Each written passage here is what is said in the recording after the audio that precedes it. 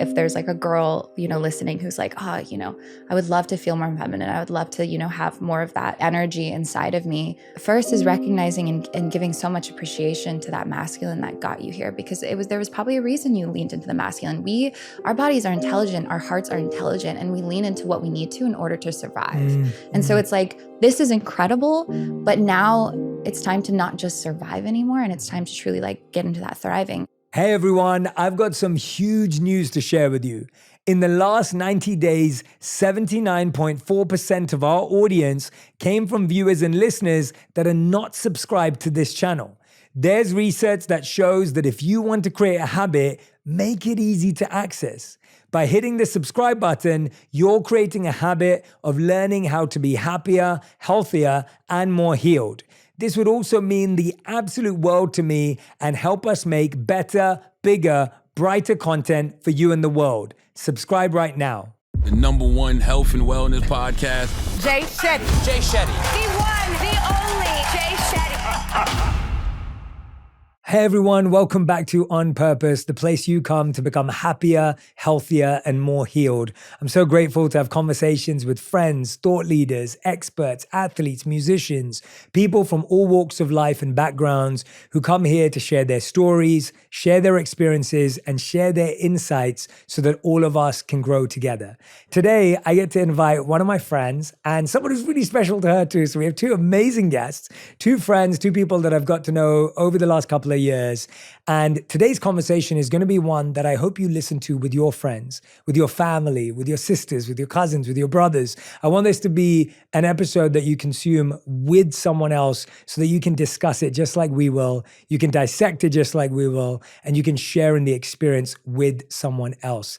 Today, I'd like to introduce my two guests. One of them is someone we've had on the show before. She absolutely crushed it last time. You loved the episode. Her name is Alexis Ren, one of the most influential personalities on social media with over 18 million followers on Instagram alone. Alexis is an American entrepreneur, model, and advocate for mental health and self-empowerment.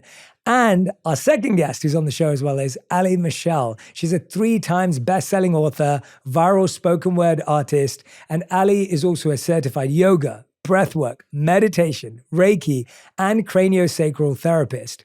Alexis and Allie launched We Are Warriors, a female-driven mind-body wellness community that focuses on fostering and cultivating self-growth, love, and strength for women around the world. Alexis and Allie launched their new journal, which I'm so excited to have in my hands right now. It's out right now as well, that guides you through the depths of your subconscious, helping you uncover the whys behind your patterns and offering eye-opening insights into your own behavior and emotions. Go and grab your copy right now. I can't recommend this enough. Please welcome to the show, Alexis and Allie. Thank you so much for being here. Oh my God, I could just listen to you talk all day. My goodness. We were remembering when you were here a couple of years ago, we had a sacred kirtan ceremony at the home and both of you joined, which was so beautiful. Yeah. And I'm so excited to have you back on the show, Alexis. Allie, I'm so excited to have you on the show for the first time. And I want to start by just getting to understand how you two became friends and how you met. I think it's always beautiful for our audience to hear how two powerhouse humans have come together to create beautiful things in the world. You also have your podcast releasing this summer, I believe, and it's called Easy A. Easy A? I love that title. I love the movie. So Easy A coming out this summer as well, and you're launching that together.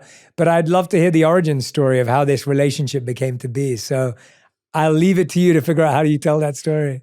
It was a super synchronistic one. We met when we were, 12, 13? 11. She remembers everything. I just add jokes here and there. We became very, very close very quickly.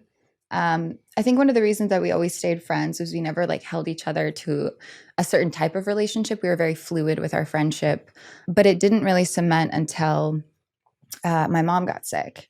When that started to happen to my family, her mom stepped in, her whole family stepped in. And then when my mom passed, they actually adopted me and I actually moved in with them. And her mom taught me about taxes and business and got me into all sorts of books. Marianne Williamson kind of set me on my path and reminded me of who I was. And then after that, we we just knew that this was going to be a lifelong relationship and a very unique one at that, because we're actually kind of polar opposites. We couldn't be more different.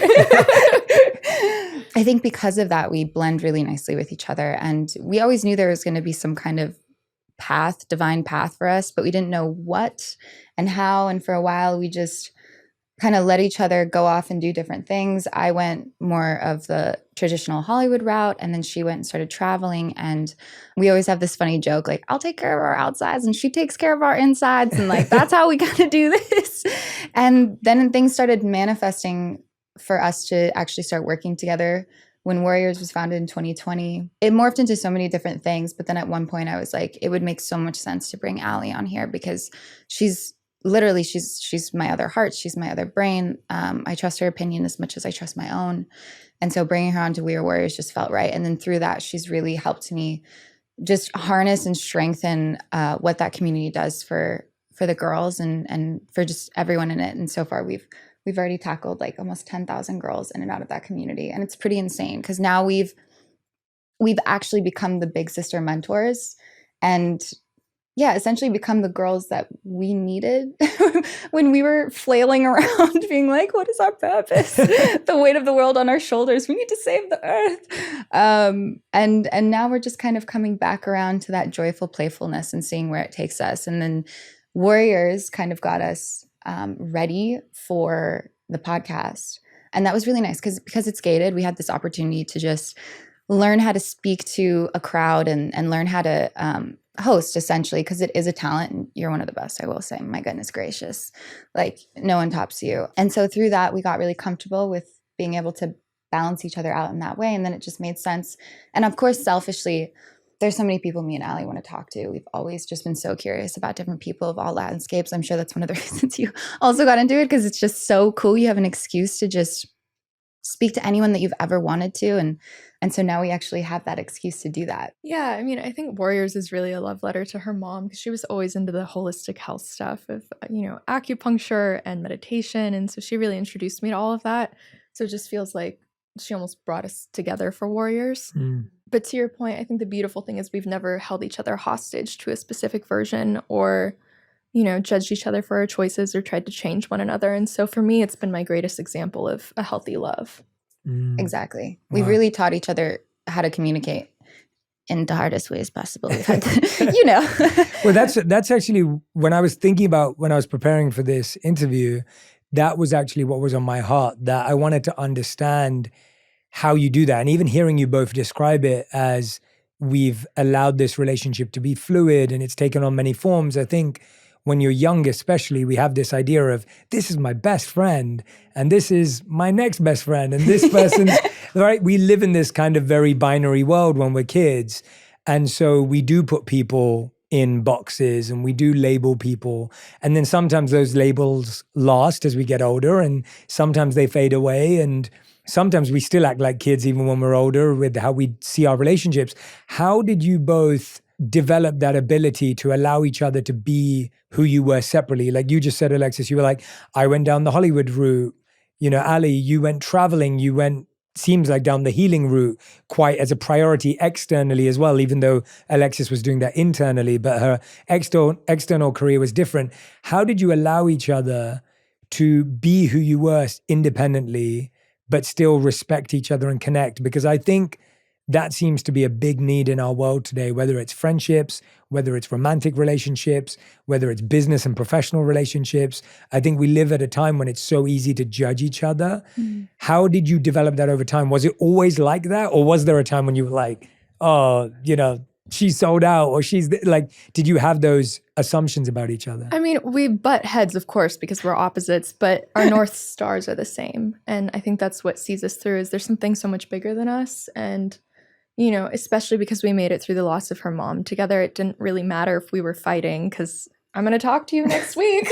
We're family. And so, I think when you have such a clear devotion to someone, it doesn't really matter what shape it takes. It reminds me of that one poem where you talk about the marriage and how the guy was like, I've been married for X amount of years, and someone was like, I'll let you, I'm butchering it, but go on. So I watched this interview of these couples who had been together for 60 plus years, and there was one that had been together for 67.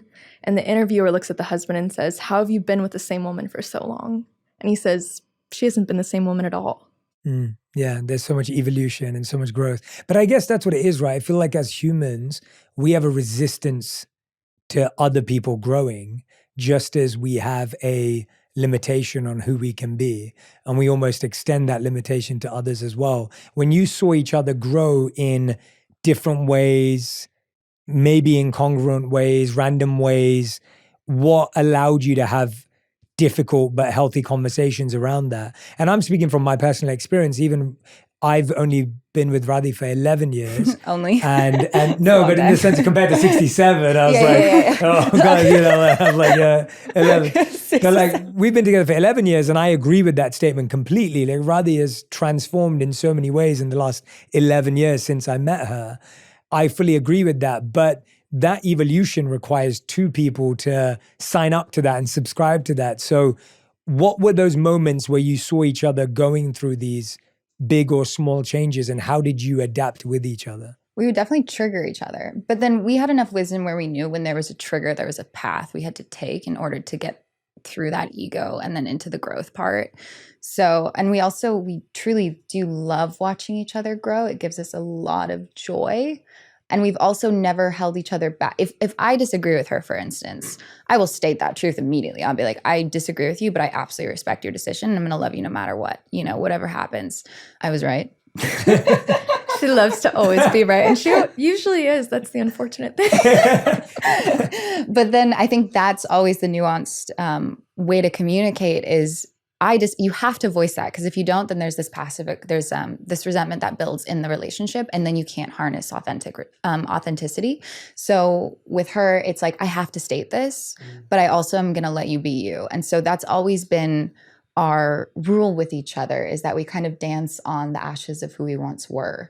And we never hold each other to this idea of who we're supposed to be.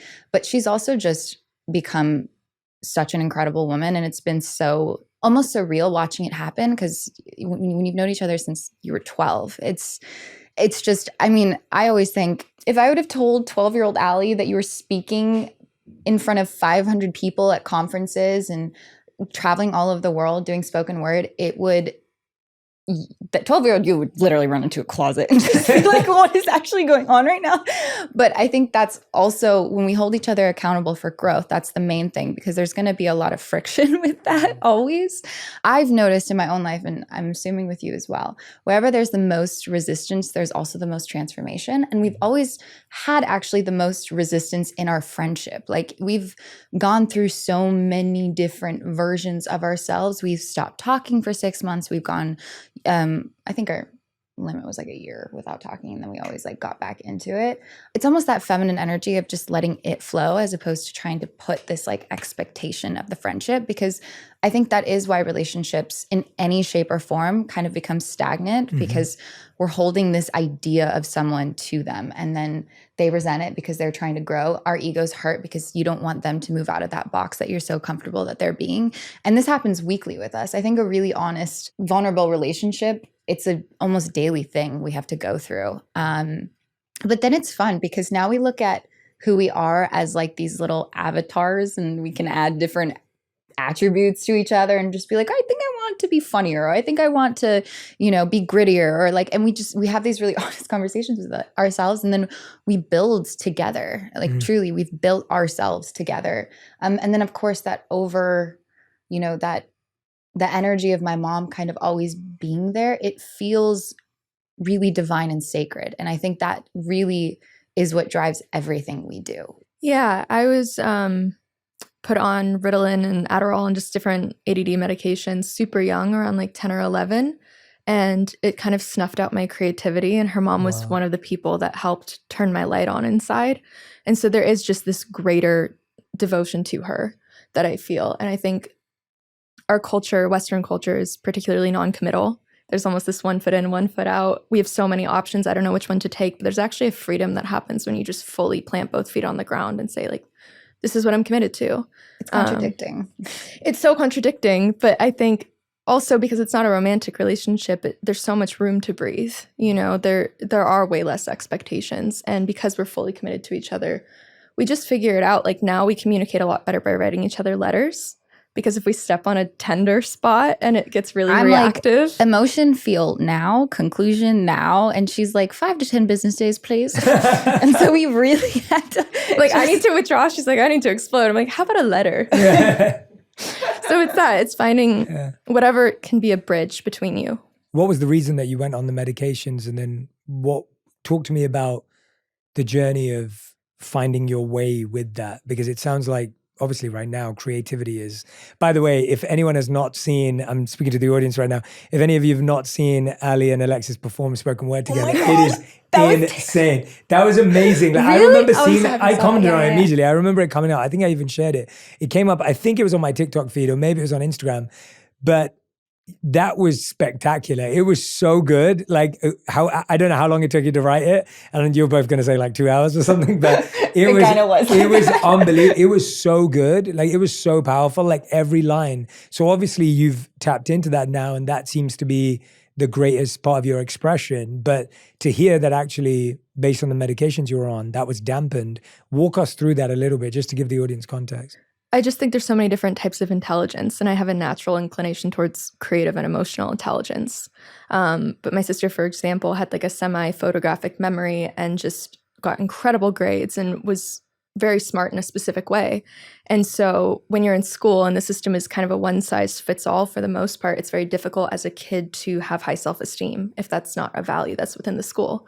And so her mom, you know, was such a huge help in that of, no, this is really valuable. Like, no, you are intuitive. No, it's okay. Like, you can express your creativity. Well, she had to deal with me being like, I can't do math. And she's like, it's okay. Your value's somewhere else. Everyone has, everyone has their deck of cards to play. Some people are like Goodwill Hunting, you know, and some people are like Mozart, and some people can grow the perfect flower, and it's all should weigh equally on the scale, in my opinion. So I think it was that journey of just learning to believe in myself in that way and place value on my gifts that maybe society didn't. Oh, that's so beautiful. I want to come back to that because I love that theme, and I love the examples you just shared there.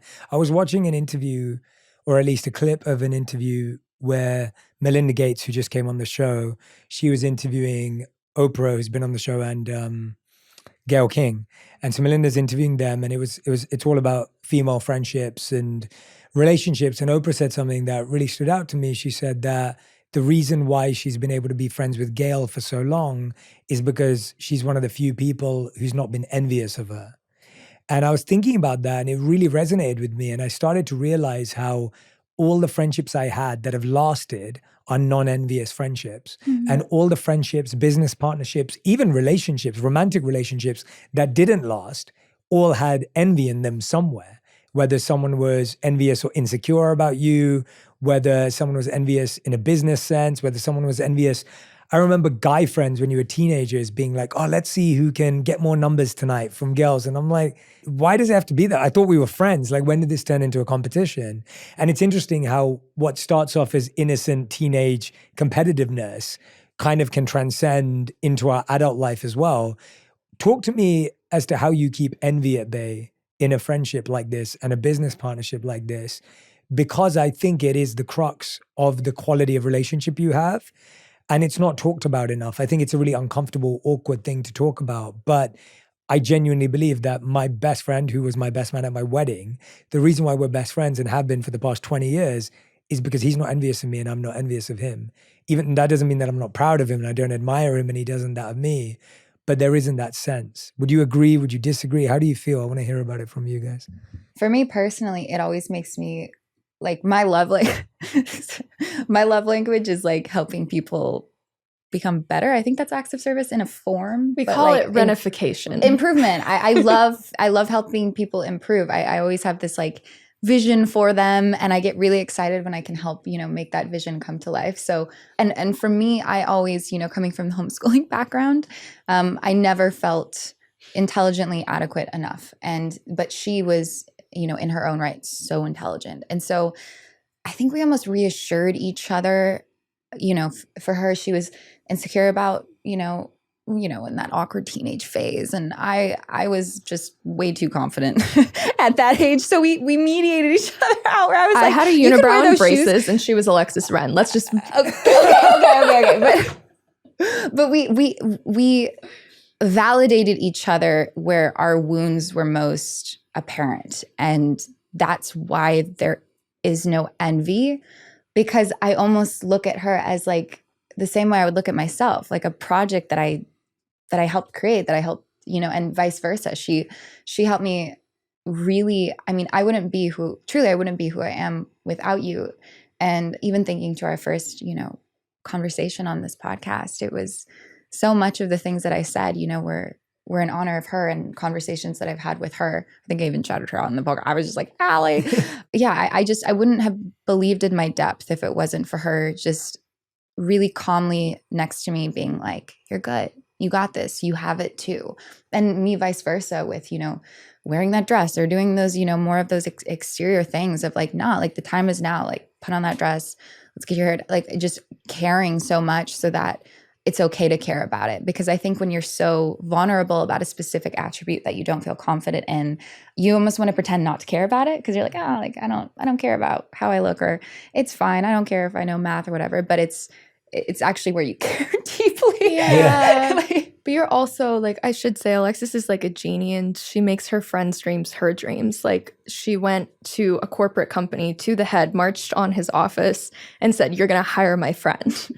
Roddy was there, actually. There was no position. Like, this didn't exist. And she convinced this owner of a really successful company to just create a position for her friend because she was in an unhealthy job setting. And so Alexis just does this for everyone. Like, our other friend almost lost her script and she was calling 8 different agents. She's just really supportive. And I think that's the beauty, is she's the archetype of the ruler, which means she serves her people.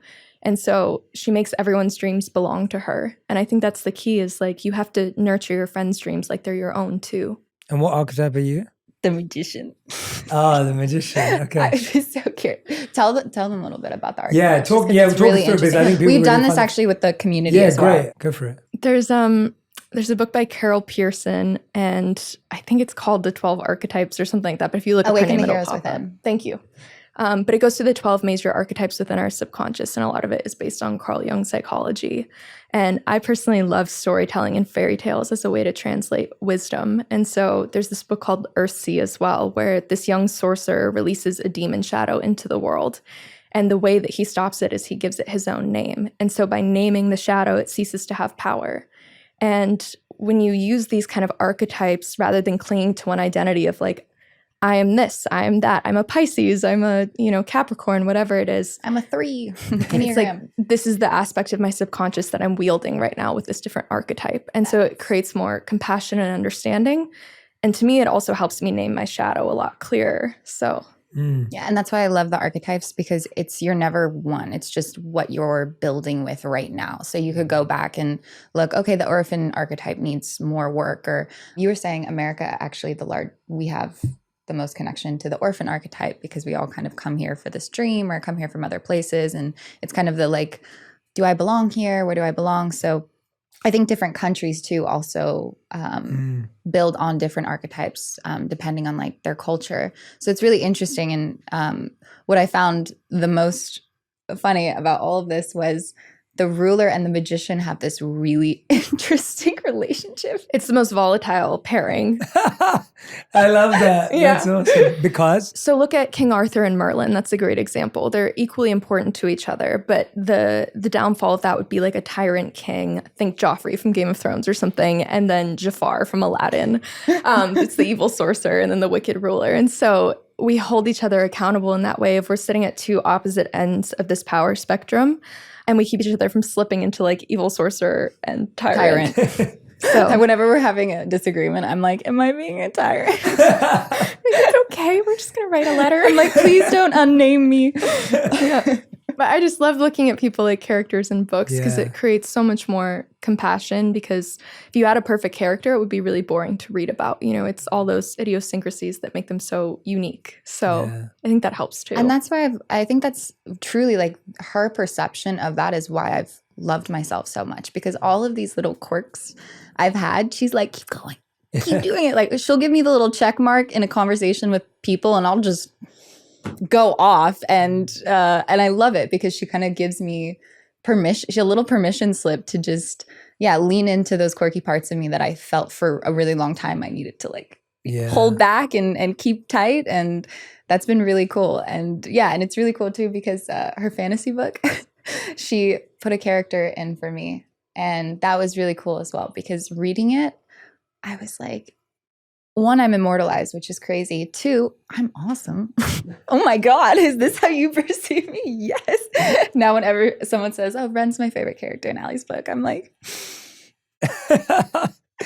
What I love about what it's bringing out for me, going back to the question of envy, is that what I found is that when you understand your place and your pace of growth, which is the archetype, and when you understand someone else's place and their pace of growth, it allows you to be non-envious, because it allows you to see that you're moving at your own pace and you have a place forever, and that person does too. And I find that the reason we experience envy is because we don't know where we stand. Mm-hmm. And we kind of like where someone else stands, even though that may not be the platform for us to be on. And so it's this constant tug and war between, I like this person, but I also want to be like them. And actually, not only do I want to be like them, I don't want them to be liked that much. And that's where envy kind of takes over so much of our friendships. So I'm so glad you talked about the archetypes a little bit. Is there a test that people can take? Like, if people want to understand their archetype, how would you suggest they go about that? Yeah, Carol Pearson has a website, and then if you get the book too, it's in the book. It's a large book. It's a huge book. It's like a textbook. But I like it because it's fluid. You know, it's not a zodiac Heroes sign. Within. Awakening the Heroes Within. Awakening the Heroes Within. Perfect. Yeah. All right, if anyone's listening. Yeah. And I love that. And you've been teaching that in Warriors as well. Yeah. That's been something that you've been sharing with your community. Literally anything. We'll just like pick up a book, or we'll have a conversation. I mean, I remember I was literally last week went to her crying about, not going to say it on this podcast, but I was like, oh no, I don't know what to do. Say it, Alexis. And then she's slowly like, I'm going to write the Warrior Workshop. And what was it? Navigating the Unknown. There's been so many times when we've just created workshops around what we're personally experienced, because it's resonance. And so, we'll make workshops around anything that feels very alive in the moment, because I find the girls are often going through similar things in their own way. Yeah. I wanted to talk about that actually. What would you say, having built this community, you've had thousands of women who've been a part of this community, it's growing. If you had to pick, and I know this is a hard exercise, but I want to do it for the basis of our conversation today. If you had to pick the top 3 challenges, and we'll just start with the top 1 challenge that you hear, would you feel is at the root of so many women's challenges in your community, and of course, broader than that too? What is that 1, 2, 3? What are those 3 things in no particular order, but what would you say those themes are that are holding women back, that they're constantly perplexed by, that they are feeling limited, restricted by? What would they be? The first one that came to my mind is really knowing and understanding your own femininity, because I think this is, especially in America, it's very like masculine dominated, build your empire, blah, blah, blah. And I think we as females get really lost in that, because the female, energy is to attract, and the male energy is to like make happen, and both are needed. But so many girls, they kind of spin out, even just from a biological level, we're a different person every single week. Then they feel like they have to like push down the doors the way with that masculine energy forever, and they're exhausted being like, is this living my dream life? And I'm like, no, it's just a belief you're having that's probably not helping you. And so we kind of will help them break down what those beliefs are, but it usually has to do with them not honoring their femininity in some way, shape, or form. And we have to remind each other of that, because even with the podcast, like this idea of divine timing has been so helpful, because when I, went into more of the business side of things, it was like, there's a deadline, we have to have it now. Even when it didn't feel good, we would just kind of stick to these deadlines. But with the podcast, it was like, we're going to launch this month. No, we're not. Okay, keep it moving. And we just kind of kept waiting until, you were in conversation. Yeah. And we just kind of waited until it was the right moment, the right time. And all of the, components came together so beautifully. And so that's when I was like, okay, there's this theme happening here. And even with the girls as well, there's this theme of kind of running up to this wall and then trying to push it, as opposed to letting the opening of the cave come through and then walking it. So I think that's definitely one. Let's talk about that one. Yeah. I like that. Let's talk about that together. I think that's such a huge one and I'm fascinated by it. How does someone start to embrace or encourage their feminine energy in a world that's so masculine dominant, or at least would you describe it as the masculine storyline has been Yeah, it's more of the propagated storyline. I more? think it's just you have to break down the beliefs first. So you have to understand what beliefs it's like the car, what beliefs, what wheels, let's say the beliefs are the wheels, like what is driving you down that way. And then once you understand, okay, those are the beliefs that have been manifesting this creation, this life.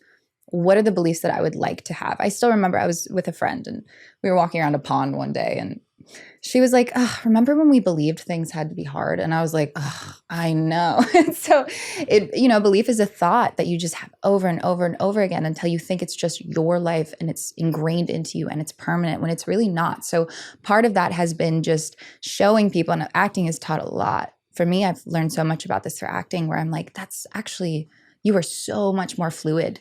And it really is just breaking down what these really tall structures are and then chiseling at them just little by little. And it probably not all at once. We usually take like one solid belief that they have, and then we'll either make a workshop from that and break it down even more. But that for sure is definitely a way. As a creator, my goal is to try and make content that makes you happier, healthier, and more healed. And if you're a creator or an entrepreneur, or looking to become one of the biggest challenges is finding the right tools to support your creative vision. That's where Kajabi comes in to help. When you don't have a huge team to help build your business, when it's just you, Kajabi gives you the tools you need to build a profitable business. No matter your niche, Kajabi makes it easy to turn your skills, passions, and experiences into enriching online courses, exclusive membership sites, subscription podcasts, thriving communities, personalized coaching, and so much more. And the best part, Kajabi doesn't take a cut of your revenue. You keep 100% of what you earn because it's all owned and controlled by you. You don't even need a huge audience to make sustainable income. There are thousands of creators on Kajabi with less than 50,000 followers making 6 and 7 figures. Right now, Kajabi is offering a 30-day free trial to start your business if you go to kajabi.com/Jay Shetty. That's kajabi.com/Jay Shetty. kajabi.com/Jay Shetty. Join the creators and entrepreneurs who have made over $7 billion. What are some of those beliefs, Allie, maybe as well, that you think are those restricting feminine energy and kind of blocking the women from their potential in the community? I think beauty is a huge one, actually, because beauty has provided security for women for thousands of years, primarily. Of just, if you become this attractive thing, then you'll find a mate that can protect you. And so people call it, surface level or whatever it might be. But there is like this primal hardwired security that we're raging against in a way. And I used to live in a house full of musicians. And there was this one guy who could just belt like from the bottom of his soul. And another girl in the house who could sing so beautifully, but she sang very softly, like she was singing into a bottle. And she finally turns to him and she goes, "How do you sing that way? Like, I know that's in me, but I can't get there." And he says, "Make an ugly face." And she makes this like cute little ugly face. And he said, "I said, make a real ugly face." And she does. And he said, "That's where you need to sing from." And then she did. And her voice cracked a little, but she belted. And so it's that we need permission to kind of break out of this porcelain suit that we walk around in nowadays, because that's where our power comes from. Wow, that's so powerful. I mean, I feel like all of us can relate to that in so many ways. And I feel like it's so difficult. It goes back to what Alexis was saying earlier, that you've given her the permission to have all these quirks and be all of herself. And I've definitely had that, where I feel the people who know me the deepest and the most well will say to me, "Jay, one of the things I love about you is I get to talk to you about spirituality, business, and media. And there's not many people I could talk to about all three of those things." And that's like it's one of those moments whenever I hear that from someone who's spent a lot of time with me and spent deep time with me, I feel so seen, because I want to be all those things and I appreciate all those things and I admire all those things. I want to talk about my monk life as much as I want to talk about media, as much as I want to talk about marketing, like, and art. And I love all of it. And I am all of it, and all of it is me. But I find often that I'm forced to choose a box to put myself in. It's like, oh, you can either be spiritual or you're material, or you can either be, like you're saying, you can either be this porcelain doll or you can be ugly or whatever. Like there's a choice there that all of a sudden like defines who you are. Talk to me about some of the practices you both have developed. I definitely want to talk about the journal as well, but talk to me about some of the practices you've developed, because we all know, all three of us know, that this isn't as simple as just standing in front of the mirror and saying things to yourself. That's a part of it. But it's like, this is a deep subconscious belief that we're having to rewire, and we're doing it at the same time while the propaganda and the broadcasting from the world around us is so strongly the other way.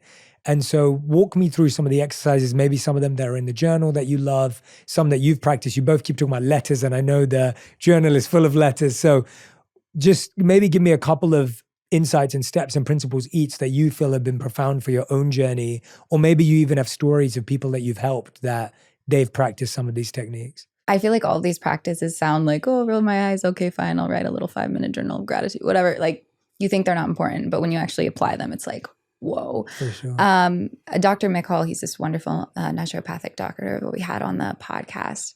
He was talking about a way to kind of deal with a trigger in real time, because I think every time there's a trigger, there's a little blockage that, happens in our body. And disease is the, physical manifestation of all of these different triggers getting blocked and no way out. And one of the things that he said in his book was the second that someone triggers you, you have to immediately think back and just be like, okay, why did that trigger me? Go to the child self, and then have a quick, in the moment, even if you're with them, you literally have to, I do it in my brain. I'm just like, okay, why did that trigger me? For instance, I was in the car with a friend, and there was, my car went off and saying that there was a flat tire, and it was the second time this month. And I was just like, ooh, and I braced myself for this really stressful situation that we were going to have. And my friend was just like, oh, well. And I was like, and that triggered me that he was so calm about it. And then I asked myself, why am I triggered by this tire that's it's going to be fine? And then I'm also double triggered that he was so calm about it. And I realized, because my household was so chaotic, that one more thing would have blown up the whole, it was just a compilation of triggers. And the electricity went out, and this went out. And so all of these tiny little things created this huge explosion in my childhood. And so I had this moment where I just held myself, and I was like, it's okay. Your family's reactions to these little bad things happening was not valid. It wasn't okay for you to see that much stress with something that was so easy to fix. And I'm sorry, and you're seen and you're loved. And it was the first time where the trigger went away instantly and didn't store into my body. So I think that's been the most transformational thing I've found right now. Oh, I love that. Sure. Yeah, I can while you were talking about that, I can think of so many scenarios where I can see that as being practical and useful. I feel like, but you have to do it the second in the moment. I agree. And you don't want to do it because you're yeah. like, I'm just triggered and I want to sit in the hurt because it's valid. Yeah, exactly.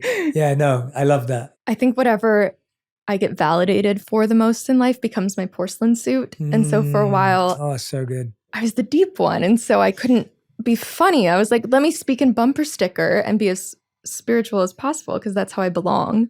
And so it's about making the ugly face for me. And I had this poetry mentor when I first started doing spoken word, and I was trying to sound very melodic. And he said, I want you to scream. And I screamed the poem, and he starts smacking me with a pillow. And he's like, now jump up and down and wave your arms. I'm like, this feels so bad. I don't feel cool at all. And that was the point, was to just kind of slip out of my cool so I could tap into what was really honest.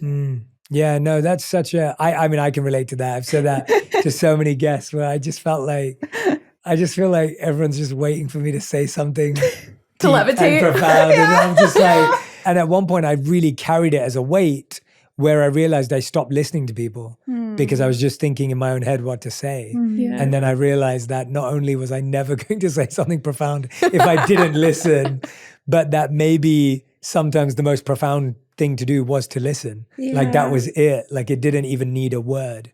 And I remember a famous statement by St. Francis where he said that you should preach wherever you go, and if necessary, open your mouth.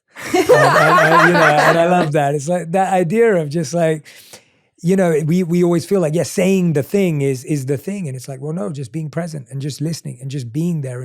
And like you just said, like holding yourself internally during a trigger. It's not like you had to say something or repeat something. You get a high off of the wisdom and then you don't actually integrate it. At least for me, for a while, whenever I would hear something profound out of my own mouth, or I would be like, yes, and write it down, and then it just kind of became a game as opposed to real integration. I can so relate to that. And I resonate so deeply with what you're saying about just trying to make something profound and life-changing, because me and Allie personally are exhausted. Yeah. I don't want to be profound. I just want to be here. Fun and have a good conversation. And if it happens, it happens. It doesn't, it doesn't. But like letting it be what it is, as opposed to trying to put the moment in a box in a way. Yeah, I've seen that with all my friends who are, successful comedians. I'm sure we have people in common who they just feel the pressure that if they're not funny at dinner and they're not funny at breakfast and they're not funny at lunch, it's like people are going to think, oh, you're not that funny. Yeah. Like you're not that interesting. And they're like, well, no, there's so much more to me. And it's giving yourself that permission and also recognizing we live in a society where it's like, we think when we meet a dentist, they're analyzing our teeth. Like that's all they must think about. Did you floss today? I was like, exactly. yeah, you just saw me. Yeah. And they're not thinking about that. But we are. And I think that's such an important tool and principle. I remember when Russ came on the podcast, he talked about how when all of his squad and his crew would come into the studio, he would try and act cool and he'd make the worst music. And so he said his favorite thing to do was get everyone out the studio and make weird sounds into the microphone and stand in weird places and do really strange things, kind of like what you're saying, because he said that was the only way I could break the mold. Because if my friends were in there, I was just trying to look and sound cool. And I think everyone has their version of it, whether you're a rapper, whether you're a teacher or a guide, or whether you're a comedian. In acting as well. Like acting, me and my course. friends, we like host little acting classes, just the three of us. But like one of these acting techniques that we do is just like follow your little child self. Like if you want to lay down, if you want to look at yourself in the mirror, if you want to jump up and down, it's like knowing what those intuitive pulses are is what gets you into that flow state. But if you don't know what it is, and because everyone's different in their own way and how they pull out the creativity or the profoundness or the flow state, whatever it is, I think that's what's so almost ironic about the whole spiritual journey, because it's realizing that it was just supposed to be fun and we were just supposed to be children all along, just like kind of playing with it and having fun and taking all of that weight and knowledge off of it so then wisdom can integrate. Because that was literally our entire life, like for the last 2 years, has just been like, oh, fun. Yeah. What's something else would you say that the community struggles with? So we started with that big one.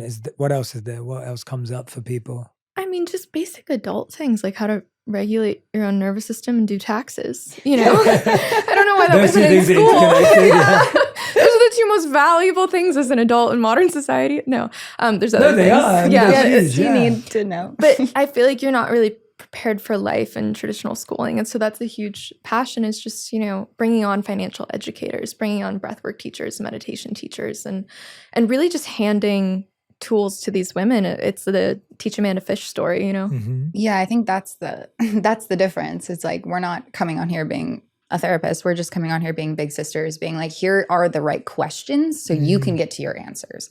But that you have to learn how to get there yourself, because that's what being a leader is.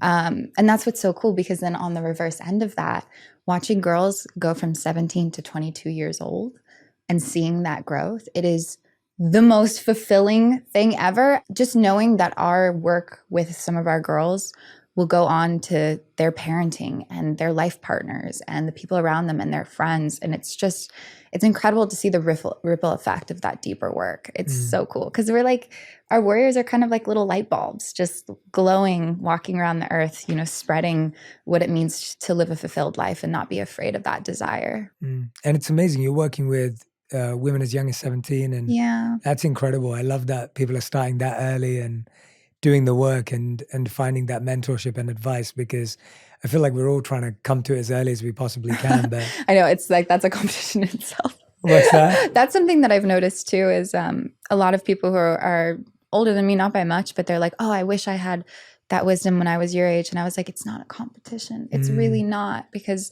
this information, this knowledge, this wisdom sometimes weighed me down as to what you were saying, because then it put me in this box that I need to always fill and make sure people see and value me in that box. And for a while for me, it was beauty and looks, and like that felt so like, okay, this is my little value box. I'm gonna sit in here and do the best that I can and like work and be the best of that I can be, being so afraid of not being loved when, you know, I had a pimple, which it sounds so silly, but it's so deeply rooted into us.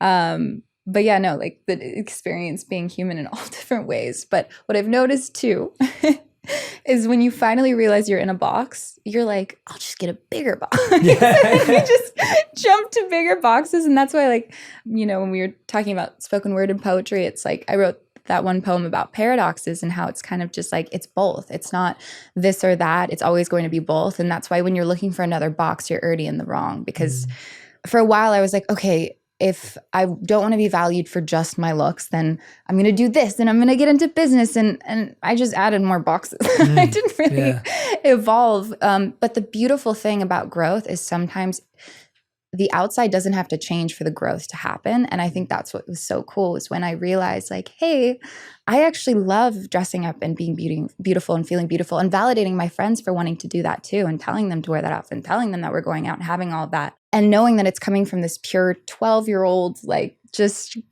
homeschooled girl that, you know, had nowhere to go, but just loved fashion so much that she wanted to make it happen. And so externally, nothing has changed, but my why has been integrated so deeply that it feels now light and exciting and happy. And then also understanding that wisdom itself comes from those life experiences. And then also trusting that wisdom can come from peace as well. I think for a really long time, I thought, okay, if my life isn't chaotic and there isn't these big lessons or these things happening, then I'm not evolving.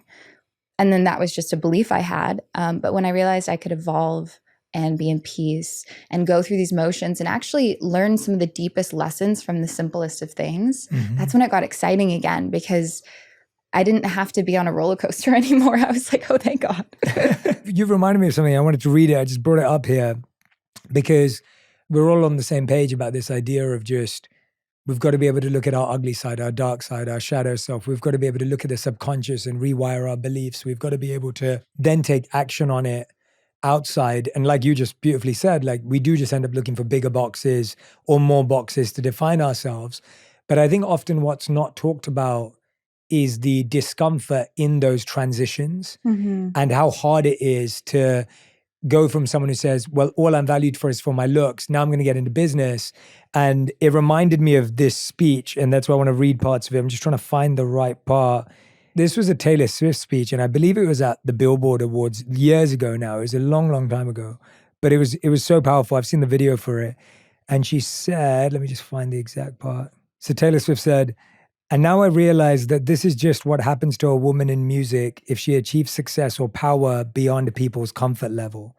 I now have come to expect that with good news comes some sort of pushback, but I didn't know that then. So then I decided that I would be the only songwriter on my third album, Speak Now, and that I would tour constantly, work on my vocals every day, and perfect my stamina in a live show. I decided I would be what they said I couldn't be. I didn't know then that soon enough people would decide on something else I wasn't quite doing right. And the circle would keep going on and rolling along, and I would keep accommodating, overcorrecting in an effort to appease my critics. They're saying I'm dating too much in my 20s. Okay, I'll stop and just be single for years. Now they're saying my album Red is filled with too many breakup songs. Okay, I'll make one about moving to New York and deciding that really my life is more fun with just friends. Okay, they're saying my music is changing too much for me to stay in country music. All right, okay, here's an entire genre shift and a pop album called 1989. Oh, you heard it, sick. Now it's that I'm showing you too many pictures of me with my friends. Okay, I can stop doing that too. Now I'm actually a calculated manipulator rather than a smart businesswoman. Okay, I'll disappear from public view for years.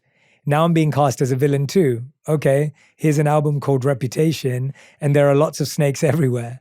In the last 10 years, I've watched as women in this industry are criticized and measured up to each other and picked at for their bodies and their romantic lives and their fashion. Or have you heard someone say about a male artist, I really like his songs, but I don't know what it is. There's just something about him I just don't like. No, that criticism is reserved for us. Wow. Anyway, watching that, her video of the way she delivers that speech is so powerful. Like, I didn't do it justice at all. It's really powerful, but I feel like it's that constant shape shifting that we all go through. It's like you found your porcelain doll version and then you realized it wasn't you. So you decided to expand because you got criticized for perfecting that thing. Mm-hmm. And it's almost like we all go through that cycle where you practice something and everyone likes you. Or you start something and everyone laughs at you. You practice something and everyone likes you. And then you perfect it and then everyone criticizes you. And then you keep doing that on so many other levels. How do you help yourselves and help others go through those uncomfortable transitions?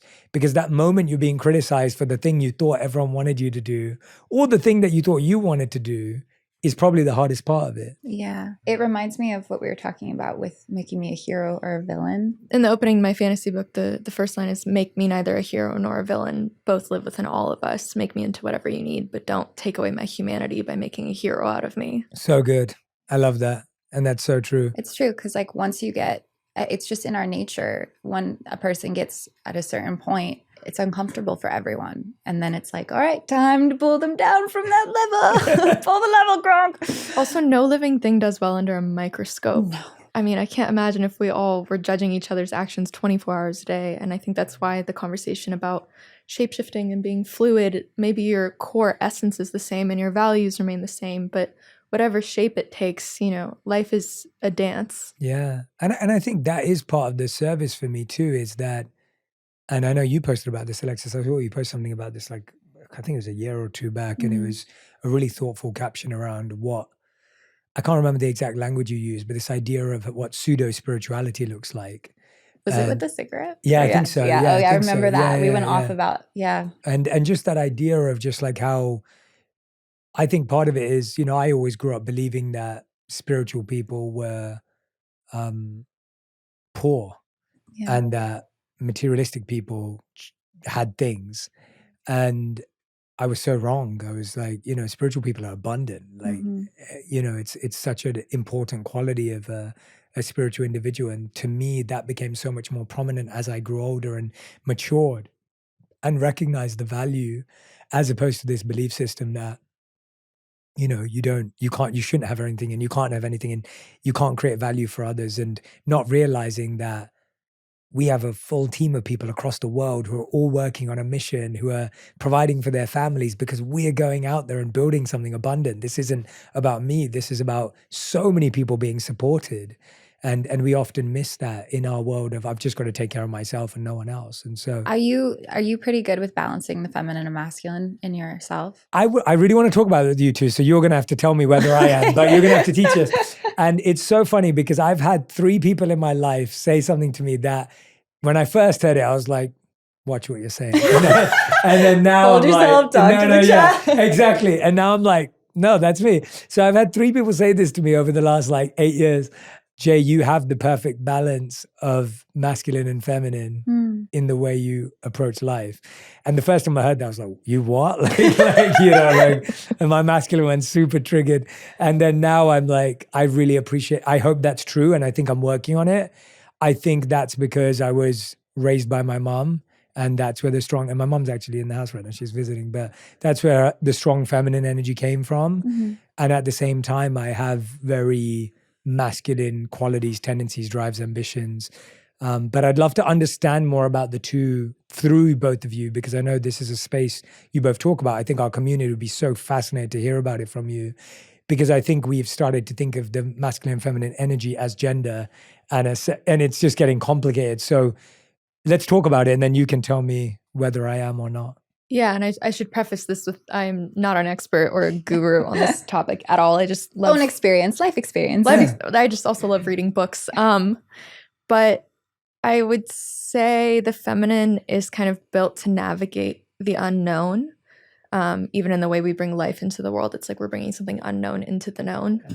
And the masculine is really great at navigating the known. It's like the mind and the heart. You can use your mind to analyze and decide what to do based on what's real and what's right in front of you here and now, but the mind can't future cast and figure things out. And yet the heart is what guides us blindly through these moments. And so that's kind of how I differentiate it, but it's obviously a really complex subject with lots of layers. Yeah, and for me, I look at it as like nature, you know, I think like the God is the masculine and Mother Earth is the nature, and like look how chaotic and like unforgiving but beautiful and incredible our nature is. And so I think it's like the two, they're lovers, they're a part of all of us. And so it's more of an energetic conversation as opposed to and it's a way of being in the world. And for me, I naturally fall into my masculinity because didn't have really much of a father growing up. And when my mom passed away, it was like, okay, gotta like parent myself right now. Like, let's get it going. And like, I can do this. And then she always falls really deep into her feminine. Like we always joke, like I'm the husband, you know, if it were that. But because I know that and because I have that awareness, I balance myself out. I do things, for instance, with my physical body, I do things that are very feminine, like ballet or yoga and slower Pilates. Like I go slower because I know my internal natural reaction to life in general is more of a masculine, like we're just going to bulldoze through this. Once you understand kind of your initial reactions to things, you'll understand, okay, do I come from more of the feminine or do I come from more of the masculine? And learning to balance that, obviously it's a journey, as is life. And life is just the classroom that we're all just going to sit in for the rest of whatever this dimension is. And so I think the masculine and the feminine is one of the bigger lessons that we have, because that's even in like the Hermetic principles, it talks about the principle of gender and how there's always a masculine and feminine. And it's not what you were saying. It's not black and white. It's not, you know, the biology of it. It's truly like an energetic field that we use to navigate this universe and this dimension specifically. And then I want you to talk a little bit about how you've integrated the masculine in your life, because you've done a really good job at that.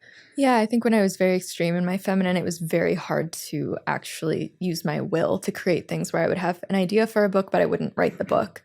And so integrating that, I realized, oh, okay, the masculine it's almost like a chariot that you can ride. It'll get you where you need to go. And then you can get off. Yeah. And then you can get off and you can rest, which we're working on in our modern culture. It's a little difficult to do nothing. But I try and weigh now what life is asking of me. Am I meant to bring my feminine energy into this moment? Am I meant to be patient and nurturing and navigate that unknown space? Or am I meant to use force and will and, it's like the door's not opening, let me kick it down. I don't know, sometimes. It's also nice to look at these energies as archetypes, like Inside Out. Have you seen the second one? I haven't seen the second one. Yeah, it I is need to. So good. Please go with you guys. Yeah. Has Roddy seen it? I'll see it again. No, Roddy hasn't seen it yet. I like the second one better than the first. The second one's better. But what helps is it just, once again, back with the archetypes, it helps kind of personify these different energies in us. And then we just, like after Inside Out 2, some profound stuff, guys. I had such compassion for my anxiety. I was like, oh my God, you've gotten me so far. Thank you. You've literally exhausted my body, but thank you so much for getting me here and preparing me. Over preparation. My God, calm down. But thank you. And I felt such gratitude for her. And I also felt love for anxiety for the first time in my life. And then through that, I think joy and anxiety, and I noticed this with my dog. We're on the way to the park. She's like so excited. And then all of a sudden she has anxiety and she's whining and crying. And I'm like, oh my God, same.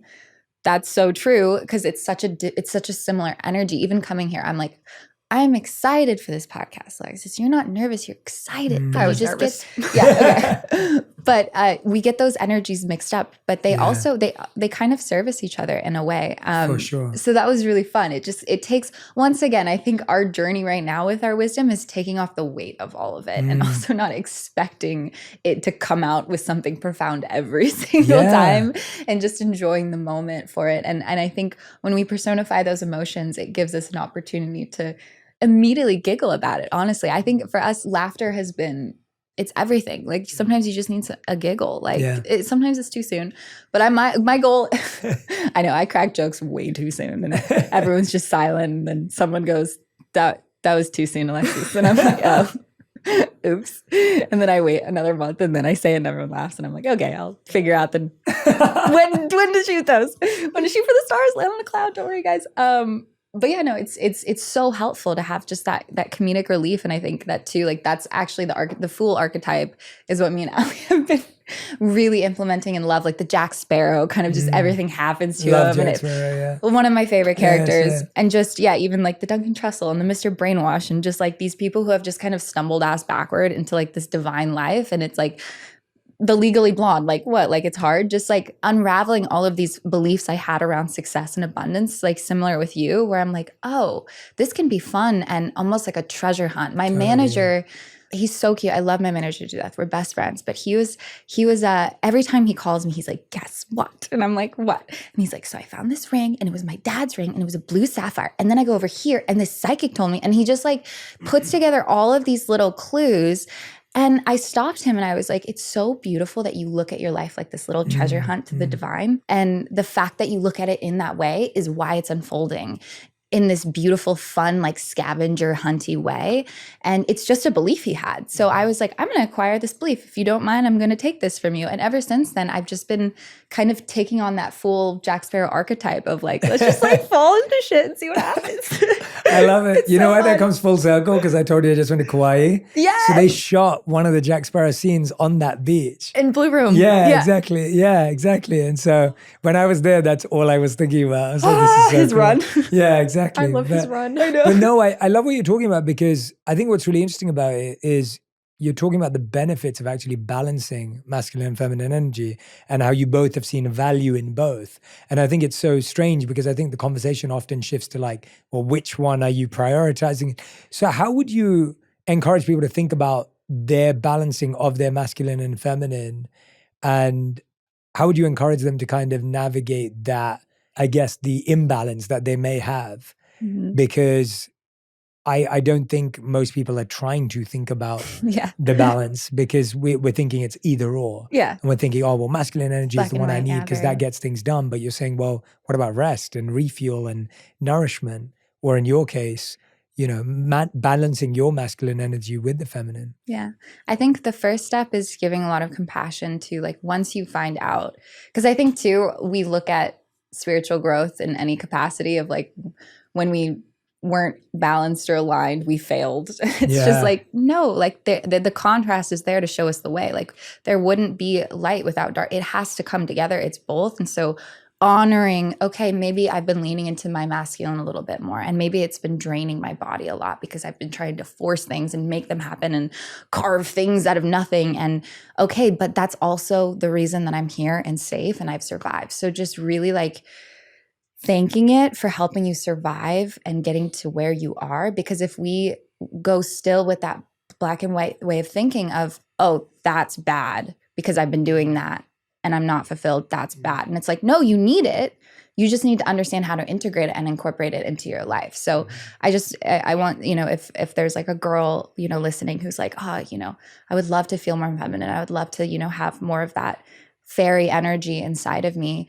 First is recognizing and giving so much appreciation to that masculine that got you here, because there was probably a reason you leaned into the masculine.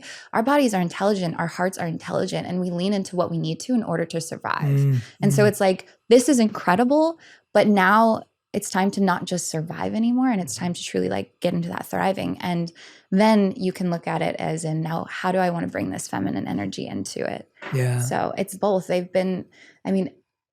Even anxiety, she's just trying to keep me safe. Like she's just trying to keep me prepared for this interview so I don't say something stupid. Like she's just trying to help. You know, it's all there to assist you. This is all intelligently created divinely for you. And when you trust that, like that's always the belief I try to get girls to is like, this is all divine. If you can trust that it's all divine, then any scenario that comes your way, you're going to look for the growth because you know it's meant for you and you're not a victim anymore. So anything bad that happens, I'm like, okay, what are we going to do, God? Like, how is this going to, you know, navigate? How is this going to assist my growth? Because this is divine, because I believe it. One thing you raised there that I love is this idea of how we, at one point, start to hate things that helped us survive. Yeah. And it's fascinating. It's like that saved you, that helped you, it got you to the other side. And now that it's no longer serving you, we feel like we wasted time, we hate it, we were wrong, we messed up, rather than going, that served me then, and now I'll find the next thing to serve me. And I'll always honor that. I'll always have a space for that in my life. And it's a tool, it's a skill, it's a habit, it's a mindset I can go back to, but I don't have to now hate it and neglect it and negate it from having value. Yeah, or feel embarrassed. Feel even. embarrassed. Yeah, that's a common emotion. Yeah. I love that, first of all, because I don't know. I mean, I don't want to spoil Inside Out, but there's a really beautiful scene at the end. Do it. Oh, of Inside Out. Yeah. Oh, this is a full Inside Out spoiler. It is. I won't spoil it, Yeah. but it's like the visual representation of what you just said, and it's really beautiful. So look out for it. Okay. All right. This is just an Inside Out ad, apparently. Yeah, exactly. Sponsor us. Sponsor me. It really is one of those brilliant movies. I try to look at things in storytelling, and even archetypally, I'm trying to do the opposite of my nature. Like, for example, let's say I really had an integrated ruler. The only one that is just as powerful as the ruler besides the magician would be the fool, because the fool can say anything to the king that he wants to not be beheaded, because that's his job, is to be funny and honest. And so he can poke at the king's ego in a way that no one else can.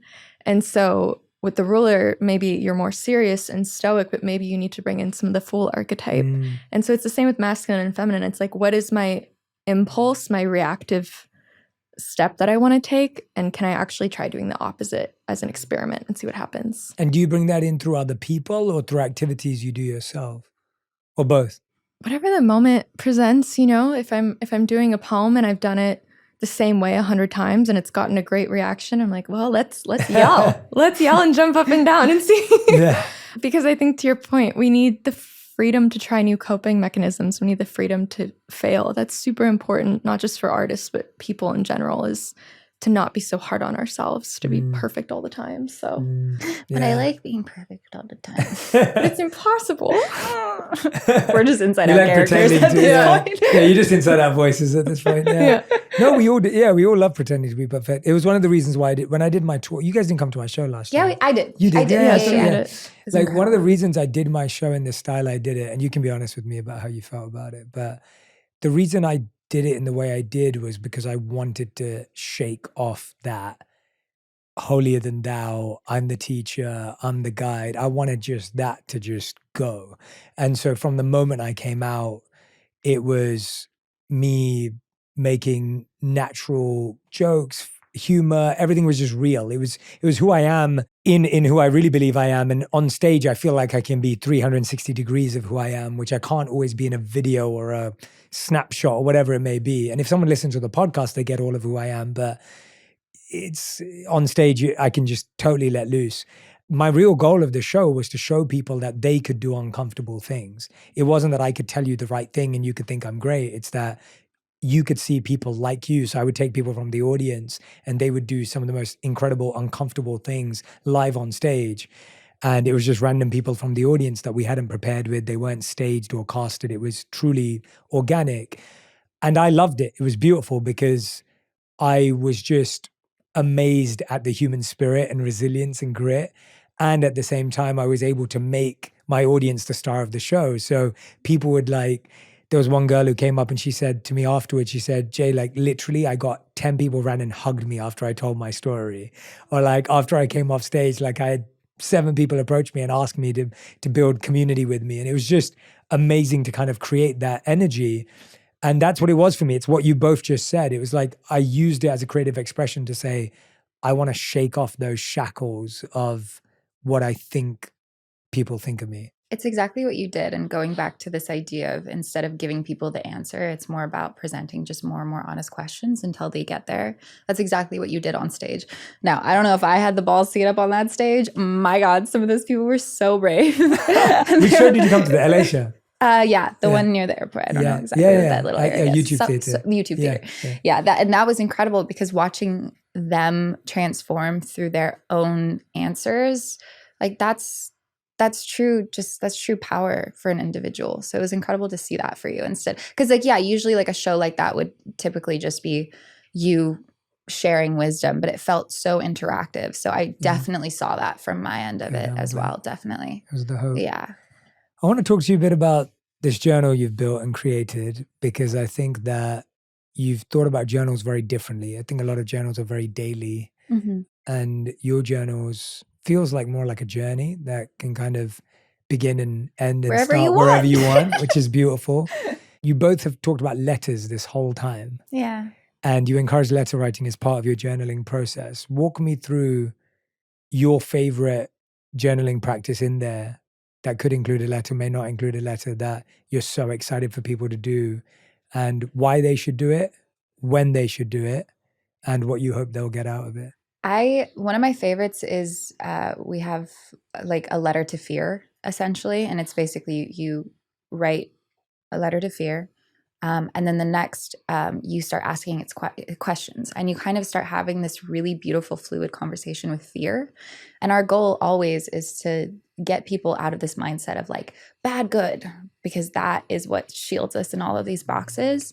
And so with the journal, it's just us sharing and hoping to just show you those honest answers that you guys give, where you realize how it all assists you, even your fear, you know. And I also love the one where we even have you talk to death as well.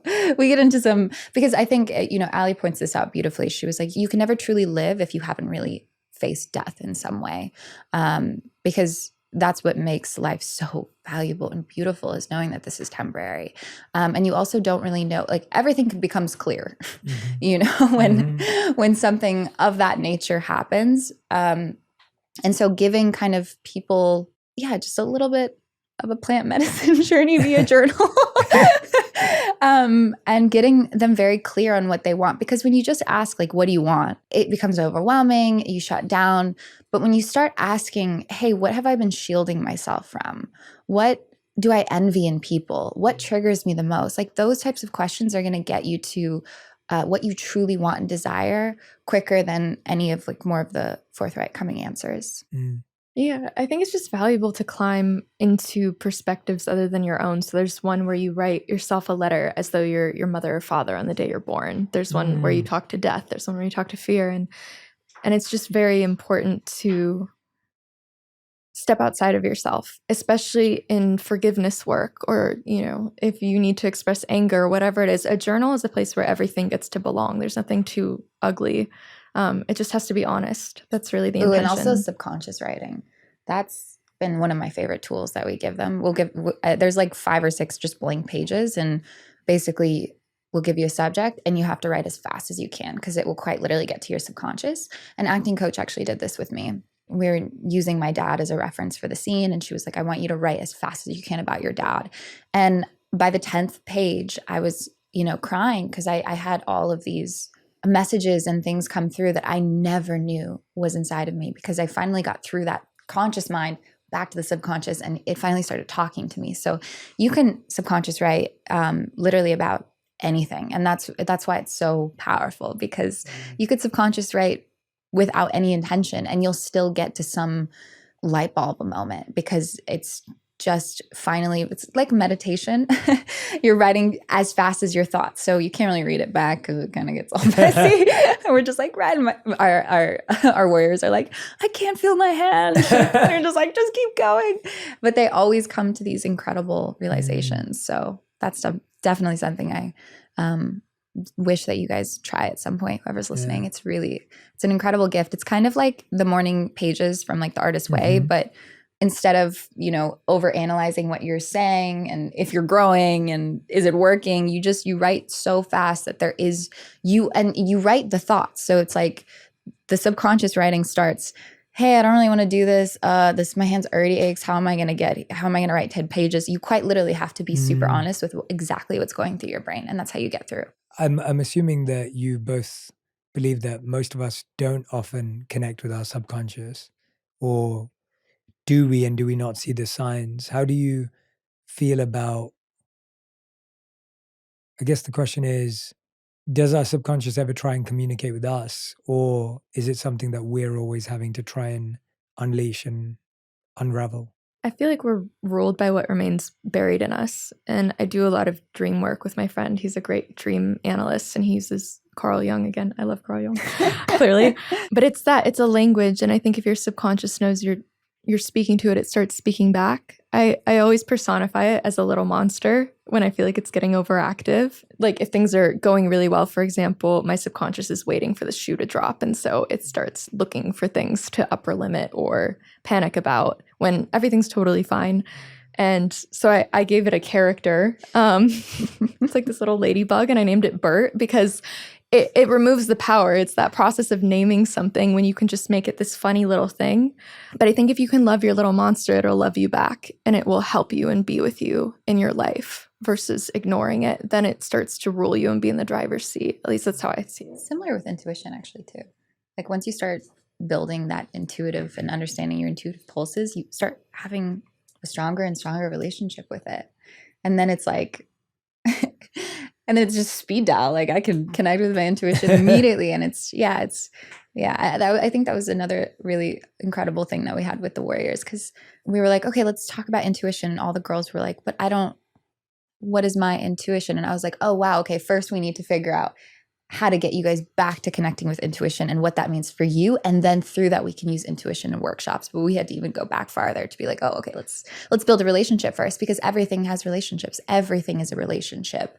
And it's always a two-way street. Mm-hmm. Yeah, I fully agree with you. We have a relationship with money. We have a relationship with food. Everything. We have a relationship with our bodies. We have a relationship with others. And that's something I wanted to talk to you both about. I imagine that a lot of questions you get have some correlation to dating, love, a romantic partner. What are some of the subconscious beliefs that you're seeing holding people back from love? What have you seen in your own journeys towards romantic love that you feel have held you back from really creating something powerful or beautiful like you have in your friendship? And how do you guide young women through that journey of their life? Because I feel like if there's anything that has been seen as put on the greatest pedestal or platform, or the ultimate achievement, as you rightly said, was why you become the porcelain doll, is because you've been told that that's what gives you protection. So that's so hardwired. What's the breakthrough insight for that? At least for me, my work is in love, surrendering the sword first. That's the only way to win the battle. And explain that to me. It's very easy to throw up a guard and to tiptoe into something, especially now. There's so many options. You can be non-committal so easily because there's always something, richer, smarter, prettier, whatever it is, versus actually leaning into the person in front of you. And I think that's my work, is fully leaning in no matter what, so that if it ends, whether that's through dying together in our 90s or 9 minutes from now, it just doesn't work out, at least I'll know I gave all of myself, because I think that's what haunts me, is if I didn't lean into a moment. So yeah, I think by surrendering my sword, by being the first to strip off my armor, that's when I actually feel really proud of myself in love. Whether or not it works out, I feel it's successful in that way. How do you respond to that when it could be that someone took advantage of that, or someone misused that openness and vulnerability that you gave them? How do you reconcile that afterwards, in the aftermath, that it only lasted 3 months or 6 months or whatever it was, and it wasn't as deep and beautiful as you wanted to commit towards? There's not really a way for me to know that. I can't peer into the future, and that's the risk I take in love. It reminds me of that Khalil Gibran poem on love, where he says, when love beckons you, follow him, though his ways are hard and steep. It's true. You might get wounded, and it's just the risk that we take with caring about people. We'll lose them one way or another, whether they die before us or we die before them. This fear of, will I ever find my person, is now replaced with, will I lose my person? And that just comes with caring about someone other than yourself. It's an inevitable reality. And so if I can face that every day and accept that, it makes me have more courage to lean in. Yeah, I want to echo that, just because I think we define successful relationships as lasting forever. Whereas for me and Allie, as we're, learning and growing, it's really about letting it morph into whatever it's meant to be. So whether that stays romantic or it changes into something else, or, if you feel like it's time to leave, making sure that the love is still there no matter the decision, because I think it's way easier to just wait until you both get so triggered that then we can just make each other the bad villain or whatever, and then move on with our lives. But the real growth and when, kind of the universe, the God knows that you're ready for a partner, is when you act in love, not because they deserve it or, because you want to show them or whatever. It's because you are love. And that's just what you attract. And so for me, at least, like with my prior relationship to this one, that's exactly what happened. I was absolutely heartbroken. But I knew that this was a conversation with me and God now about, okay, can you end this in love? Because regardless if he wants to stay, you are love. And so you're going to end it in this way. And then therefore, the real partnership will come. And that's exactly what happens. So also too, you know, it is a little chaotic right now in the world with this idea of non-attachment. You know, we associate it with spirituality a lot because it's like, oh, I'm not attached. But Allie also has this beautiful poem where she was like, if you just constantly go with the flow of the river, you're going to fall off the waterfall. Like it's when we don't use that masculine energy to say, no, I want this, I want to do this, I want to work for this, then everything just, there's no real intimacy and no real connection. And I think that's my goal, at least with every romantic relationship. If I have one, if whatever it is just getting to the depth of that connection so that both of us can grow. And growth is my definition of success in relationship, not time. And it's scary too, because I think when you're in a relationship and you feel like you're not getting something that you want, you usually will go in your bathroom, try and figure it out, come to a conclusion, and then tell the person, as opposed to letting them in on the conversation, being like, hey, I'm not getting this type of energy or this type of treatment. And I'm really noticing that it's an ultimatum for me in relationships. And I want to include you on this conversation because I'm terrified of hurting you, or I'm terrified of leaving this life. And, you know, just bringing them into the conversation is what takes the power away from it. And then it's like, it's an honest love no matter what. And it's really scary because it's way easier to just come to the conclusion and then present it to them. And it's even scarier being like, hey, I'm terrified of breaking your heart. How does that make you feel? But at least it's an honest conversation. And I'm noticing that with our relationship. I've been in a relationship for almost 5 years now. And that's it. Like every 6 to 9 months, we have to, you know, have a conversation of like, hey, is there anything that's not being honored within the relationship that you feel like you need? Because I think going back to this masculine and feminine, that's super important in a relationship. It's fluid. You know, sometimes you'll lean into the masculine, sometimes he'll lean into feminine. But when we, especially with females, you know, when we are in the masculine too much in a relationship, we kind of become the mother archetype a little bit of like, did you do the bed? Blah, blah, blah. Like you're picking on things that don't need to be picked on.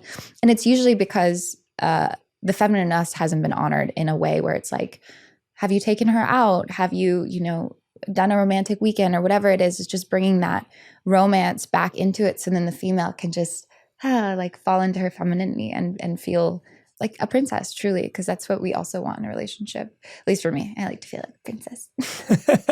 Allie's like, no, she likes princess too. What's your take on like how this language of like high value man and high value woman has like permeated like social media culture relationships and like, yeah, how like tell me how you really feel. I don't know. To me, it feels so transactional. I think we're drawn to people who bring out the side of us that needs to come out in a way. And I've always trusted that life will bring me the person that I meant to fall for. And I've trusted that I'll feel it when I see them. Versus if I create this checklist of like, he has to make this much money and drive this car and look like this and do this, it takes the magic out of it. And I'm not actually present with the person in front of me. And at least on a soul level, I don't know that I'll learn the most from the person on my checklist. You know, I don't know that I'll be able to dance on the ashes of who we once were together if it's what my mind thinks. Because at least I find whatever my mind thinks should happen is usually not what should happen. I agree. At wow. all. That is, yeah. So I want to be surprised because love is such a greater force than me and it's so humbling. And yeah, I guess when I hear the high value man, high value woman, it automatically, to me, insinuates that you don't have value, or you know what I mean? It triggers this self-esteem thing. At least that's how I feel when I hear it. Absolutely. Yeah. I love your take on it. And I think my take is that you can't really judge value in that way because I always give this example of like when I met Radhi, I was in debt and didn't have a job and didn't know what I was going to do. And so if I was judged on my value of my net worth or any of those things, it would have been minus. But I was not judged. I was approached by Radhi based on my values, not my value. And that totally was a different take. And she invested in my values. And those values are what constructs a healthy relationship today. I don't think whether we've had money or not had money, it actually affected our romantic connection, or whether we had things or didn't have things, whether it affected our intimacy. Like that wasn't what had an impact. I always say to people, like, how tall someone is isn't going to change whether you guys are having. It's also so much fun to grow with them. Yeah, exactly. And to be like, I was there from the beginning. Yeah, like that's totally. so satisfying and cool in its own way. So when we're always constantly looking for like the finished product of someone, it's like, well then where's that gritty growth that I love so much? Because at least that's what we have in our friendship. Yeah, it's what you said in the beginning. It's just like this gritty, like I'm going to continue to like go with you on this journey, whichever way, you know, if you need to bury a dead body, let's go. Like it's that energy. On Purpose podcast. Yeah. He's like, cut. Yeah, we level each other out. No, but it's true. Like I even in the past 5 years, I'm like, this is incredible to see how much we've grown together. Yeah. It's exhilarating in its own way. So I do think too, I agree. and men also, I think I want to talk a little bit about potential, because I think women who run with the wolves, that incredible book, they were talking about how women, it's part of our nature to see a man's potential and to truly like help lift them to get them there. And so many times I hear my friends, you know, embarrassed that they fell for his potential, and then they felt guilty or bad that they were trying to push him in a direction that maybe he didn't want to go in. And when I read that in the book, I realized, oh no, because the right man will be so excited that you see that path for them and will walk that path with you in a beautiful way. So there is truth within that natural ability that women have. It's so beautiful. And I've seen that with my own relationship. Like it is so fun to watch him grow and become this incredible man. It's so much more satisfying than if I would have just gone on a date with this version of him now and met him now. It's our nature to feed that potential to something greater. And if he's the right guy and he's ready for you, then that's where the growth and the beautiful like garden that you guys will create comes from. So it's really beautiful. I could listen to you both talk forever. Now we can on the Easy A podcast. I'm so excited. Isn't that crazy? I hope you're both going to have loads of conversations with each other too, because I could just hear you two talk without any guests or any need It's of been anyone. interesting being a host, like I will say so, because like watching you do this and how you're so present, you're able to wrap around a story, and you're able to take different questions and, you know, form them into new ones to take us on this new path. It's this incredible talent that you have. So I definitely have watched yours and studied yours a lot, but then also like adding our own little sauce into it has been so fun. And it's actually like way more intimidating to be interviewed as opposed to be the host. Like I prefer being the host so much more. But I it's started really to cool. realize that. You realize that because in the beginning when you're hosting, you're also nervous and scared, and then you realize the person in the seat has a way harder job. Way more intense. And so, but no, you both are phenomenal. I want to end with the final 5, which we always do at the end of every On Purpose interview, but we're going to change it up. We're going to take questions from the journal because I think that would be fun. And so but the hard part is the questions have to be answered in 1 word to 1 sentence maximum. And I'll probably want you to expand as time goes on. So question 1, let's start with an easy one. Let's not start with the hard one. He keeps slipping. Yeah. I'm like, I've got a really good one there for later on. Oh no. But we'll start with an easy one. What piece of advice would you give to a younger you? Your brain's just not fully formed. You're going to be okay. Don't worry about it. Like 25, it'll calm down, smooth sailing, but just like, it's fine. You're good. I love it. Buckle up, baby. Enjoy the ride. Okay, great. If life stopped today, what would you regret not doing? I love that question. Surfing, spending way more time with family. Need to be on the water more. Mm. Yeah. Honestly, nothing. Aww. Yeah. That's beautiful. That's an amazing place to be. Tell me about all the parts of yourself that you cringe at. My unfiltered thoughts, my intrusive thoughts, they just will come out. I've been pretty good on this episode, but like I love your intrusive thoughts. but they just become my personality. And there's moments where I'm like, don't, and it just comes out. So I guess, my intrusive thoughts are pretty cringy, especially when I just can't stop saying them out loud. I think it was being homeschooled. There's just no filter. And then also my mother was like, oh, adults? Oh no, they're like you, but older. And I was like, oh. And then I never really got afraid and never called people Mr. and Mrs. And so there was never like this disconnection from me and my elders in a sense. So there's no filter, never went to school. So I just will keep talking. So I'm going to shut up now. This is all intrusive thoughts. I love it. Yeah. I think I just cringe at being a walking bumper sticker. Like as a poet, I'm just so trained to say. I can see her cringe when she's about to say a line that she said 100 times. I can't stand it. It's such a good line though. Yeah. Say it.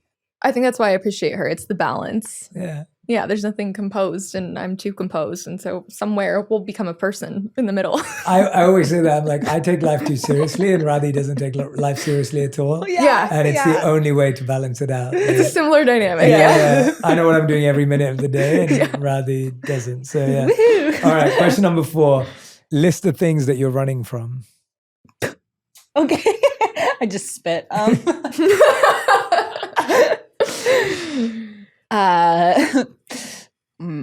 Mortality. To get like really deep. I've been feeling like I've been needing to face death in different types of ways. Maybe it's plant medicine thing. Maybe I don't know what it is, but I feel once I can have a more honest relationship with death, I'll be able to, because now I love my life so much and I love who I am so much. So I'm like, I just really want to be in it so deeply. And I know that like fear of death and fear of losing it all is kind of ruining the presence for me a little bit. So yeah. Thank you. I'm running for my gifts. I think I've hit a certain comfortable place in writing, but I want to see how far I can go and stretch that muscle, but it feels like that Marianne Williamson quote of we're afraid of our power more than failure. I just butchered that terribly, but I'm afraid of that, of seeing how far I can go. What about you, Jay Shetty? Yeah. What am I running from? Yeah. Oh, that's a great. Is that what you're saying? Yeah. That's what you're saying, right? That question. It's such a great question. I literally can't wait to do this. Like I'm really excited. What am I running from? I think I'm running from, I'm actually doing what I was talking about earlier. I'm running from a past self, an identity that no longer serves me, but I think I'm doing it not in the right way. So my history is important to me and it's powerful and it's so much the reason I am who I am today. And I think sometimes I'm trying to run away from my history because I'm so different today. Externally and in so many other ways, but I don't think that's the right thing to do. So I'd say that's what I'm running from, if that makes sense at all. It does. It does. All right, and 5th and final question. What are you pretending not to know right now? That's the question that I wanted him to. Oh, is it? Yeah, remember? Yeah. Or what did Coot say? Our friend Coot Blackson asked us that in a Oh, workshop. yeah. I interviewed Coot years ago. Oh, he's so powerful. Incredible. He's great. Yeah. He's, oh my God, what He's a larger force. than life. Yeah. Oh my gosh. What am I pretending not to know right now? Oh no. Oh no, I was really hoping he wasn't going to ask that question, but I wanted to ask him that question and now we're in. I'll answer it too. I'm happy to answer them with you guys. I think I do feel a little bit of fear of success with the podcast because we had this conversation with Coot. There's a difference between sharing who you are and exposing who you are. And I always got nervous with that because with social media, everyone's just going to use any part of their life to gain attraction. And I really want to maintain a sense of privacy while also sharing deeply who I am. I feel you do a really good job about that. So I think I'm afraid of that line being crossed with now that we're in this like more slow form content, because this is the only type of content on the internet that I feel actually shows all versions of someone. And that's why me and Allie were so excited to get into it. But there's definitely a huge fear of it right now that I'll expose myself in some way or feel like I hate those vulnerability hangovers. My God, it doesn't feel good. Ugh, it doesn't feel good. So real. So yeah. What about you? I actually think it's what you said earlier about the inner peace, external chaos. I find what brings me inner peace, I notice rocks the boat of people I love most a lot of the time. And so I really really struggle with not wanting to hurt people and then suffocating a part of myself. And I think there's a balance between the two of freedom and security. But I think it's pretending not to know when something's good for me, but I know it's going to be something that feels like upheaval inside. Yeah. Yeah. Wow. Thank you, guys. It's going deep. Your turn. I like it. Yeah, I'll answer it too. What are you pretending not to know right now? I'd say I feel that there's a larger than life, bigger service that I'm meant to walk into, but I feel like the immediate keeps taking my attention. And so I'm pretending not to know that there's this bigger thing that will be harder work, that will be deeper work. Yeah, that is asking me to pick up the call, but it's almost like you're avoiding the call because there's all this immediate stuff that is good and it's great and it's helping and it is service-based as well, but it's, there's more and you're not picking up the call. So that's honest. What I love about everything I've said to you guys and even just sitting and do this activity with you, I love that those beautiful, simple, well-crafted questions made me say things that I probably haven't said out loud to anyone in years maybe. So, the power of the questions you've curated and chosen are really special, and I'm so excited for people to dive into it. I'm honestly seeing with you both today, I can honestly say that I hope that you come back to teach me some more, and offline as well. I mean it. I actually genuinely mean that. I'm not just saying that. Oh, I know. I really hope you'll come back offline to teach me some more. I'm going to reach out to both of you. Yeah. I can't wait for people to listen to Easy A. I'm so excited for people to use the Becoming a Warrior journals, and I'm rooting for you guys and forever in your corner in any way that I can be, and so grateful that you came on Purpose. You're the best ever. Thank you so much. You've supported me for years, and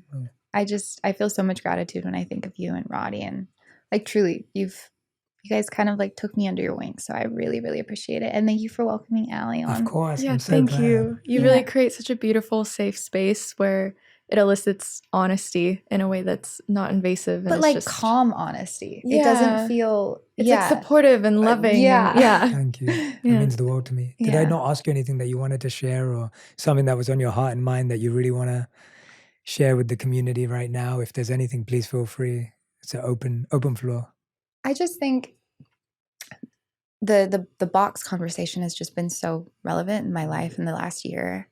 And it always just comes back to this idea of giving the world, us individuals, the grace of change, because it's truly what we need. And that's why me and Allie have such a close connection, because we've given each other the grace of change, and we need that more than ever in this world. I fully agree. Allie, any? What she said. I love it. Everyone who's been listening or watching, wherever you are, whether you're walking your dog, you're at home, you're on the way to work, on the way back from work, you're at the gym, wherever you are, please make sure that you tag all three of us, tag Allie, tag Alexis, tag myself. Let us know what stood out to you, what resonated with you. Remember, I want you to go listen to this with a friend to deepen your friendship, to remove envy from your connections, and of course, start removing the boxes, start trying to live in bigger boxes, and allow ourselves to give us permission to be the fullest 360-degree version of ourselves. So big thank you to Alexis, big thank you to Allie, and thank you for listening to On Purpose, everyone. Thank you so much. Thank you. Thank you. If you love this episode, you'll love my interview with Dr. Gabor Mate on understanding your trauma and how to heal emotional wounds to start moving on from the past. Everything in nature grows only where it's vulnerable. So a tree doesn't grow where it's hard and thick, does it? It grows where it's soft and green and vulnerable.